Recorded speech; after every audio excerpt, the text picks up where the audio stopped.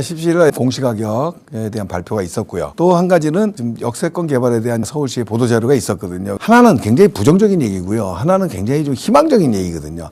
여러분들 항상 이런 생각을 하시면 됩니다. 내가 어떤 걸 비중을 두느냐에 따라서 달라지겠지만은 틈새 시장은 분명히 있다. 지금 그리고 정부나 서울시에서는 재개발에 대한 공급에 대한 굉장히 큰 의미를 두고 하고 있다. 이런 거를 지금 보여줍니다. 그래서 그 얘기를 좀 드리고자 합니다. 자, 17일 날 발표된 공동주택 공시가격이 나왔죠. 그 공시가격들이 굉장히 많이 올랐죠. 그래서 여러분들 지금 보유세라든가 이런 부분에 대해서 지금 설왕설래 말이 굉장히 많습니다. 또 한 가지는 역세권에 대한 개발 사업에 대해서 중요한 또 발표 내용이 나왔습니다. 이유는 부정적인 요소와 긍정적인 요소가 같이 나왔는데 여러분들은 부정적인 요소만 생각을 하고 계신데 실질적으로 정비 사업은 아직도 계속해서 틈새가 남아 있고 공격해야 될 부분이 남아 있는 곳이다. 이렇게 말씀드리겠습니다.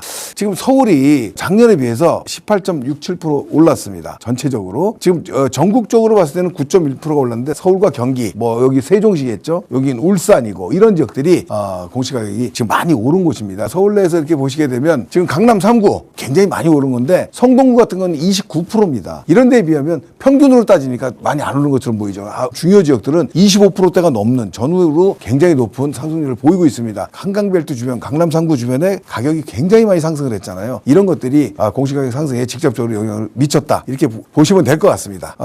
두 번째 나왔던 공시가격과 더불어서 서울시에서 발표한 보도자료입니다. 3월 17일이죠. 자, 역세권에 대한 완화 정책이 나왔는데 기준 용적률을 30% 상향했습니다. 무슨 얘기냐면 역세권 사업을 할 때는 보통 준주거로 상향을 해줍니다. 거기다가 인센티브를 줘서 700%까지 진행을 시키는 거죠. 그래서 늘어난 용적률의 반은 정비사업에 이익을 주고 반은 장기전세를 공급하는 이런 취지인데 기준 용적률 400%에서 30%를 더 올린다는 거는 결과적으로 임대주택도 줄어들고 사업성이 굉장히 높아지는 겁니다. 또 20m 이상 간선도로 교차지 경계에서부터도 들어가는 역세권 개발 새로운 것들을 넣었어요. 이것도 역세권은 아니지만 역세권 사업으로 인정을 해주겠다. 이런 어떤 파격적으로 자꾸 완화시켜주는 거거든요. 또 절차도 통합했죠. 사전 검토도 해야 되고 계획 검토도 해야 되거든요. 근데 이런 것들을 다 통합해서 정비사업 초기 단계를 좀 빨리 한 5, 6개월 이상 빨리 진행을 시킬 수 있는 이런 방법 패스트트랙을 지금 발표를 한 겁니다. 지금 그 역세권 사업을 여러분들은 보도자료를 많이 보지 않고 전문가가 아니시기 때문에 모르시고 계시겠지만 지속적으로 2, 3년 전부터 계속해서 지금 진행을 하고 있습니다. 보시게 되면 24년도죠. 24년도도 노선형 상업지라고 해서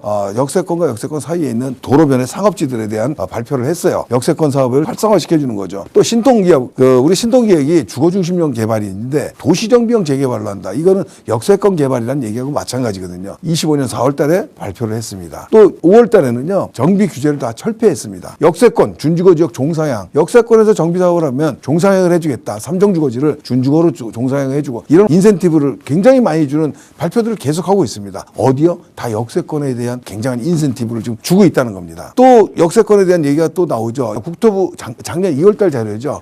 민간도심복합개발법에 대한 시행령, 시행규칙에 대한 것들이 나왔고요. 작년 연말 도심복합사업에 대한 거를 서울시 조례가 또 완성이 돼서 올 6월 달부터는 민간도심복합개발에 대한 것들이 본격적으로 시행이 됩니다. 그래서 이런 것도 역세권에 관한 사업이라고 지금 볼 수 있거든요. 그래서 역세권의 종류들이 굉장히 많아지면서 선택의 폭도 넓고요. 또 역세권 사업에 대한 장점들이 너무나 많아집니다. 또 이거는 날짜를 잘 보시게 되면 2025년 10월 21일입니다. 이때가 언제냐면 15 대책 나온 그 바로 며칠 후죠. 우리가 3종 규제로 굉장히 어려운 국면을 맞이했을 때도 서울에는 공급을 할 수 있는 방법이 재개발, 재건축밖에 없는데 재개발을 지금 우선시하고 있지 않습니까? 이런 걸 발표를 하는 거죠. 복합개발인데 여기서 인센티브를 굉장히 주겠다는 내용을 발표를 했습니다. 우리가 15 대책에 가려서 재개발에 대한 인센티브 정책을 피고 있는 것에 대해서 간과하고 있는 것이죠. 그래서 이런 것들을 살펴보면 과연 지금 어디를 투자하고 해야 되는 것인지 그걸 알 수 있게 되는 것이죠. 지금 이제 정리해보면 이번 3월 17일 날 나온 정책은 보도자료는 공시가격과 역세권 재개발에 대한 얘기입니다. 이 두 가지를 혼합해 본다 그러면 공시가격이 지금 초양극화로 지금 벌어지고 있습니다. 이미 서울 중심권 지역들은 그래서 세부담이 굉장히 높아진 건 이미 알고 계실 겁니다. 앞으로 공시가격 현실화율이라든가 지금 공정시작자 비율이라든가 이런 것들은 지금 손대지 않은 부분이거든요. 부담이 굉장히 높아질 겁니다.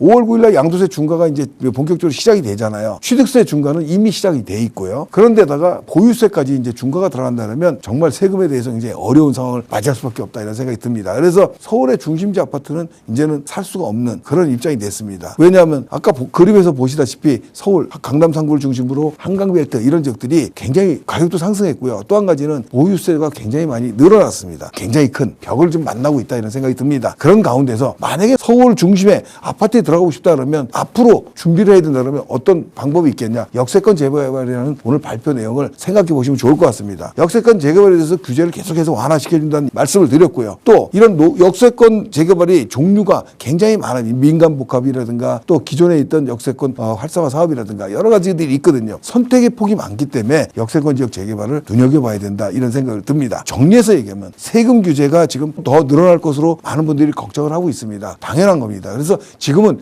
부동산에 고가주택에 대해서 투자를 하거나 고가주택으로 옮겨 타는 것 굉장히 부담스럽습니다. 하지만 지금 어떻습니까? 유동성이라든가 환율 여러 가지 봤을 때 우리 원화 가치의 굉장히 하락은 불보듯이 뻔하게 예측이 되지 않습니까? 결국 원화가 휴지가 되는 이런 상황을 우리가 안 맞추려면 결과적으로는 자산에 투자해야 됩니다. 어디 자산? 재개발 시장은 정말 틈새 시장으로서 공략해 볼 만한 것이 굉장히 많다. 왜냐하면 세금 규제를 우회할 수 있는 방법이 분명히 있기 때문에 그렇습니다. 여러분들 이런 걸 좀 생각하시고요. 항상 우리가 규제가 나온다 그러면 모든 게 다 규제 일변도는 아닙니다. 그 안에서도 변화할 수 있는 여건들을 오늘 보도자료를 통해서 한번 말씀을 드렸거든요. 여러분들 잘 참고해 보시길 바라겠습니다.